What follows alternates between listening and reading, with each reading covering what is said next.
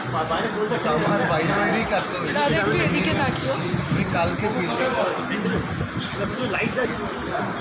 হাতটা যেন আমার ক্যামেরার সামনে না যায়। চলছে আমার ঠিকঠাকই চলছে, ভালো কাটছে বাইরে বাইরে। এই শুটিংটা শুটিং তো পাহাড়ে, এই সিনেমার শুটিং তো পাহাড়ে পাহাড়ে হবে। তো ওখানে শিলিগুড়িতে স্টে করবো, মিরিকে শুটিং হবে। তো মিরিকে তো ঠান্ডা ঠান্ডা আছে, অসুবিধা হবে না। গরমটা এবার ভালোই কাটবে।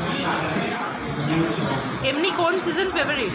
ঠান্ডা, আমি পাহাড়ে থাকি বেশিরভাগ সময়। তো আমি কাজ না থাকলে পাহাড়ে থাকি। না, মুম্বাইতে কী কাজ করে এলে যদি বলে একটু। মুম্বাইতে একটা ছবি করলাম, ওই রমিল মোদি আর আমাদের তোমার ইন্দ্রাণী ধর মুখার্জি হচ্ছে ডিরেক্টর।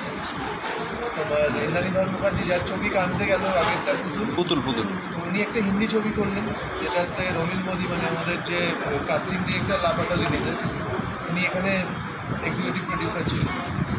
তো ওদেরই একটা ছবি করলাম, নীরজ কাবি, আমি, দিব্যা দত্তা। ওটার জন্যই গেছিলাম। হোলির কি প্ল্যান? হোলির প্ল্যান তো হোলিতে কাজ আছে, কিছু ইভেন্টে অ্যাটেন্ড করতে হবে গিয়ে। এই আছে, আর দেখা যাক। হোলি খেলি তো না, বহু বছর হয়ে গেছে হোলি খেলি না, ভয় পাই খুব খেলতে। আর 16 তারিখ থেকে শুটিং শুরু হচ্ছে ওই হইচইয়ের একটা, তো মুখে রং থাকলে চলবে না। তো ইউজুয়ালি এছাড়াও ছোটোবেলাতে হোলিতে কিছু তো একটা মেমোরি রয়েছে।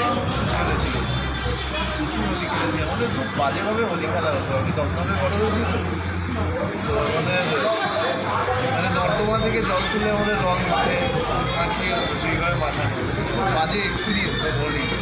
এখন ভেবে ওগুলো খুব খারাপ লাগে, তখন কোনো ব্যাপার ছিল না। আমিও তাই করতাম, ওইরকম আমাকে মাখাতো বন্ধুরা, আমিও বন্ধুদের ওইভাবেই রং মাখাতাম। জল নেই, ড্রেন আছে, ড্রেন থেকে জল তুলে লুচি খাইতাম।